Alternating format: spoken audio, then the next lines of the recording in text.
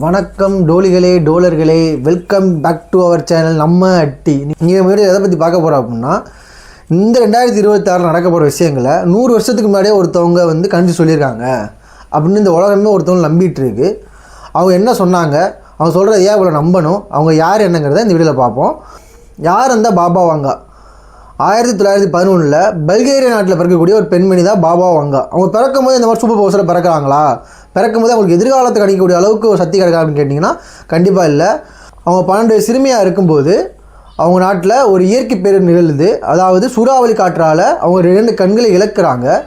இழந்ததுக்கு அப்புறம் அவங்களுக்கு ஒரு சூப்பர் பவர் கிடைக்கிது. அது எப்படின்னா, எதிர்காலத்தை கணிக்கக்கூடிய அளவுக்கு ஒரு சூப்பர் பவர் கிடைக்கிது. அதாவது 100 வருஷத்துக்கு அவங்க இப்போ சொன்னது கிட்டத்தட்ட அவங்க இறந்தே 100 வருஷம் இருக்கும். 100 வருஷத்துக்கு முன்னாடியே இன்னும் 500 வருஷங்களுக்கு என்ன நடக்க போகுது அப்படிங்கிறத அவங்க சொல்லியிருக்காங்க அப்படின்னு சொல்கிறாங்க. ஏன் அவங்க பேசுனது இவ்வளோ மக்களால் நம்பப்படுது, ஏன் அவங்க பேசுனது இந்த அளவுக்கு ஒரு புது வருடம் பிறக்குது அப்படின்னா, அந்த வருடம் பிறக்கிறதுக்கு முன்னாடியோ இல்லை பிறந்த அப்புறமோ இவங்களோட பாபா அவங்க என்ன சொன்னாங்க, பாபா அவங்களோட கருத்து கணிப்பு என்ன, பாபா அவங்க சொல்கிறது நடக்குமா நடக்காத குழப்பத்திலே இருக்காங்க. அந்தளவுக்கு சொன்னது என்ன நடந்துச்சு அப்படின்னா, இவங்க 2ஆம் உலக போரை கணிச்சதாக சொல்கிறாங்க. அதாவது 2 நாடுகளுக்கிடையே போர் தொடங்கி அது மிகப்பெரிய போராக மாதிரி உலக போராக மாறு அப்படின்னு சொல்லிட்டு கணிச்சிருக்காங்களா. அது இல்லாமல் ட்வின் டவர் அட்டாக், அதாவது நம்ம 9th 10th புக்கில் படித்தோம்னு நினைக்கிறேன். ட்வின் டவர் அட்டாக், இரட்டை கோபுர தாக்குதல், அதை இவங்க கணிச்சதாக சொல்கிறாங்க. ஊரில் அப்படி இந்த மதம் கேஸ்ட்டை வச்சு நீ கீழே நான் மேலே அப்படின்னு அடி சண்டை போட்டு கிடக்கும். அதே மாதிரி அமெரிக்காவில் வெள்ளையர்கள்லாம் மேலே, கருப்பின மக்கள்லாம் கீழே அப்படி இருந்த காலத்தில் ஒரு கருப்பின மக்களால் இந்த அமெரிக்கா ஆளப்படும் அப்படின்னு அவங்க கணிச்சிருக்காங்க. இவங்க வெளிநாட்டுக்கு மட்டும்தான் கணிச்சிருக்காங்களா, அதாவது ஃபாரின் கண்ட்ரிஸ் மட்டும் தான் கணிச்சு சொல்லியிருக்காங்க அப்படின்னு கேட்டால் அப்படி கிடையாது. இவங்க கணிச்சு மொத்த உலகத்துக்கே கணிச்சு சொல்லியிருக்காங்க. நம்ம இந்தியாவில் கூட ஃபஸ்ட்டு உமன் பிரைம் மினிஸ்டரான இந்திரா காந்தி சுட்டு கொண்டதை கூட இவங்க கணிச்சு தான் சொல்லியிருக்காங்க. இப்படி இவங்க சொன்ன நிறையா விஷயம் கனெக்ட் ஆகி போனதுனால தான் இவங்க ஒவ்வொரு வருஷமும் இவங்க பேசுகிறது இந்த மாதிரி இது அவங்க சொன்னதாக நடந்துச்சு, இது அவங்க சொன்னதாக அப்பயே சொல்லிட்டாங்க. அதை இப்போ கொரோனா அட்டாக்காக இருக்கட்டும், இல்லை இப்போ வேறு ஏதாவது பெரிய இன்சிடென்ட் நடந்தாலே இது அப்பயே அவங்க சொன்னதாக இருக்கட்டும், இது அவங்க சொன்னால் கனெக்ட் ஆகுது அப்படின்னு நம்மளே மேட்ச் பண்ணி பார்க்கறனால தான் ஒவ்வொரு வருஷமும் இவங்க சொல்கிறது அப்படியே காட்டு தீபம் பரவிட்டே இருக்குது. இப்போ 2026 என்ன சொல்லியிருக்காங்க அப்படிங்கிறத இப்போ நான் சொல்கிறேன். இந்த விஷயம், ரோபோட்ஸ் மனிதர்களே ஆட்கொள்ளும், அதாவது ரோபோட்ஸ் மனிதர்களை ஆட்சி செய்யும் அப்படிங்கிறாங்க. அப்படி அதுக்கு என்ன அர்த்தம் அப்படின்னா, இப்போ ஆல்ரெடி நமக்கே தெரியும், பாதி கம்பெனியில் மனுஷர்களுக்கு வேலையே கிடையாது, அது ரோபோட்ஸ் வேலையை செய்ய ஆரம்பிச்சிருச்சு.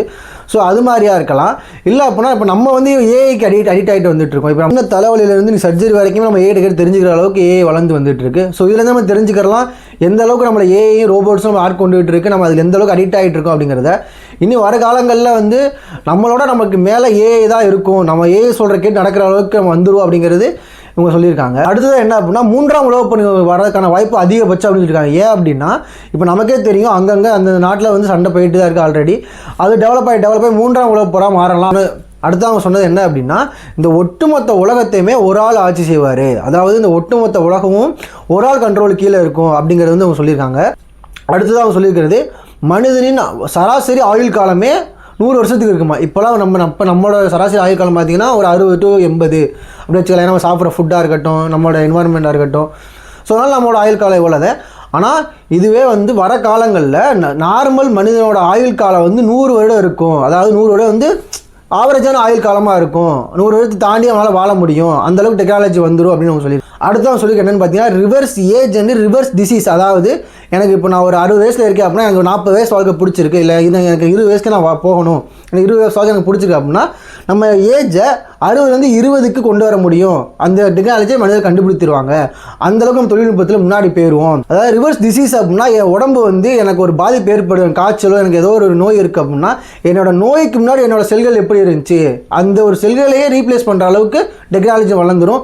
நம்ம மனிதர் டெக்னாலஜி அவ்வளோ முன்னோக்கி போயிடும் அப்படின்னு கணிச்சிருக்காங்க. எனக்கு தெரிஞ்சு இதெல்லாம் வர்றதுக்கு அதிகப்படியான வாய்ப்பு இருக்குது. ஏன்னா அவங்க சொன்னதில் கேன்சருக்கு மருந்து வந்துடும், தீர்க்க முடியாத நோய்க்கெல்லாம் மருந்து கண்டுபிடிச்சிடலாம் அப்படின்னு சொன்னது நம்மளால் நம்ப முடியாமல் இருந்துச்சு. கேன்சருக்கு மருந்தே இல்லை அப்படின்னு இருந்த காலம் போய் இன்னைக்கு கேன்சருக்கு அடிப்படையிலேருந்து நம்ம சிகிச்சை அளித்தா குணப்படுத்த முடியும் அப்படிங்கிற அளவுக்கு நம்ம டெக்னாலஜியில் முன்னேறிட்டோம். கொரோனா வைரஸ் அழிக்கவே முடியாத ஒரு கிருமி, அந்த கிருமி உலகத்தை அழிச்சிடும் அப்படின்னு சொன்ன காலத்தில் நமக்கு தடுப்பூசி கண்டுபிடிச்சி அதுக்கும் ஒரு மருந்து கண்டுபிடிச்சி அந்தளவுக்கு மருத்துவத்தில் நம்ம முன்னேறி போயிட்டுருக்கோம். ஸோ இதெல்லாம் வர்றதுக்கு ரொம்ப காலம் ஆகாது.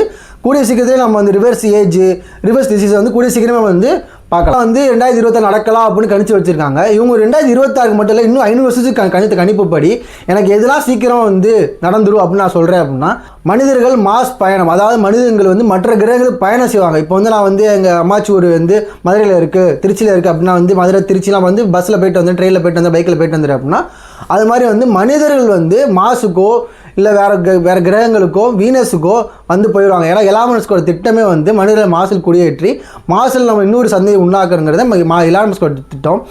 ஸோ அது நடக்கிறதுக்கு அதிகபட்ச வாய்ப்பு இருக்குது. அது ரொம்பலாம் டைம் எடுக்காது. இன்னொரு 5 இயர்ஸ்குள்ளேயே இது வந்து நம்ம வந்து நம்மளோட அடுத்த தலைமுறையோ இல்லை அதுக்கு அடுத்த தலைமுறை கண்டிப்பாக வந்து மாசில் வந்து குடியேறதுக்கு அதிகமான வாய்ப்பு இருக்குது. இதையுமே வந்து பாபா அவங்க வந்து கணிச்சிருக்காங்க.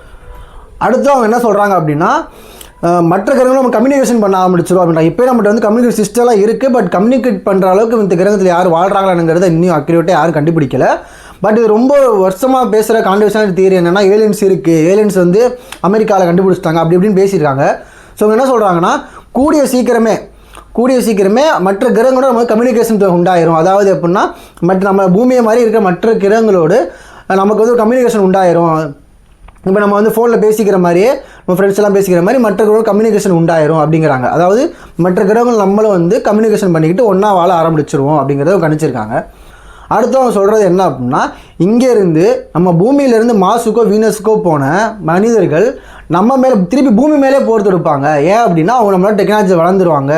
அப்படிங்கிறப்ப நம்ம மேலே திருப்பி போர் தொடுப்பாங்க அப்படின்னு உங்கள் கணிச்சிருக்காங்க. இவங்க கணிச்சதாக சொன்னதிலே ரொம்ப பிடிச்சது எனக்கு என்ன அப்படின்னா, உலகம் எங்கும் கம்யூனிசம் பரவும் அப்படின்னு சொல்லியிருக்காங்க. அதாவது எல்லாரும் சமம், எல்லாருக்கும் எல்லாவற்றும் கிடைக்கும் கொள்கை பரவி உலக மக்கள் அனைவரும் போதுடா சாமி, நம்ம சண்டை போட்டு ஒளிஞ்சதெல்லாம் போதும், இதுக்கப்புறம் வந்து நீ மேலே நான் கீழே அந்த ஒரு பாகுபாடு இல்லாமல் எல்லாரும் சமம்னு வாழ்கிற ஒரு நிலை கூடிய சீக்கிரம் வரும்னு கணிச்சிருக்காங்க. ஸோ அதனால் அந்த நிலைமை வந்து கண்டிப்பாக வரணும். அந்த நிலைமை வந்து போருக்கு முன்னாடியே வந்துருச்சு அப்படின்னா நம்மளாம் தப்பிச்சோம். போருக்கு அப்புறம் வந்து ஒரு பிரயோஜனம் கிடையாது. ஸோ இந்த மாதிரி நிறைய விஷயங்கள் சொல்லியிருக்காங்க. அடுத்ததாக அவங்க சொல்கிறது என்ன அப்படின்னா, ஆர்டிஃபிஷியல் சன், அதாவது செயற்கை சூரியன். அதாவது இப்போ பூமியில் ஒரு பக்கம் பகல் அப்படின்னா இன்னொரு பக்கம் இரவு, அதையே கெடுக்கிற மாதிரி 2 பக்கமும் சூரியன் இருக்கும். அதாவது ஆர்டிஃபிஷியல் சன்னை வச்சு மனுஷங்க வந்து வாழ பழகிடுவாங்க, தூங்குற நேரம் கம்மியாயிரும், உழைக்கிற நேரம் அதிகமாகிடும் அப்படிங்கிறத வந்து இவங்க கணிச்சிருக்காங்க. அப்படி கண்டிப்பாக ஆச்சு அப்படின்னா மனிதனோட வாழ்வு முறையே அப்படி தலைகளாக மாறும். இப்போ நம்மளுக்காக வந்து 10 மணி ஆகிட்டா தூங்குறன்னு மைண்ட் செட் வரும், 11 மணி நேரம் தூங்கணும். நம்மள மாதிரி ஆளுக்கெல்லாம் வந்து 3 மணி ஆனால் தூங்கணும் மைண்ட் செட் வரும். அது மாதிரி தூக்கங்கிற ஒன்று கிடையாமல் அப்படியே வாழ பழகிறதுக்கு உலகம் மாறிடும். நம்மள மாதிரி உலகமாக மாறப்போதுன்னு நினைக்கிறேன். எனக்கு தெரிஞ்சு சொன்னதிலே நான் கண் கூட பார்க்குறது என்ன அப்படின்னா, பனிக்கட்டிகள்லாம் உருகி கடல் மட்டம் உயரும் அப்படின்னு கணிச்சிருக்காங்க. அது வந்து ரொம்ப வருஷமே ஸ்டார்ட் ஆகிருச்சு, இப்போ கொஞ்சம் அதிகமாகவே ஆகிருக்கு. நம்ம போகிற கழிவுனாலையும் சுற்றுச்சூழல் மாசுபடுறதுனாலையும் நிறைய ஐஸ் கட்டிகள் உருகி கடல் மட்டம் உயர்ந்துக்கிட்டே வருது. இப்போ போயிட்டு இருந்தோம்னா கடலோர பகுதியிலான அதிக பகுதியில் அழிகிறதுக்கு வாய்ப்பு இருக்குது. ஸோ இதில் வந்து பாபா அவங்க கணிச்சிருக்கிறதா சொல்கிறாங்க. உங்களோட கருத்து என்னங்கிறத கமெண்ட் பாக்ஸில் போடுங்க. உங்கள் ஃப்ரெண்ட்ஸுக்கு இந்த வீடியோ ஷேர் பண்ணுங்கள். உங்கள் அடுத்த வீடியோவில் பார்க்குறேன். டாட்டா, பாய் பாய், ஷியூ.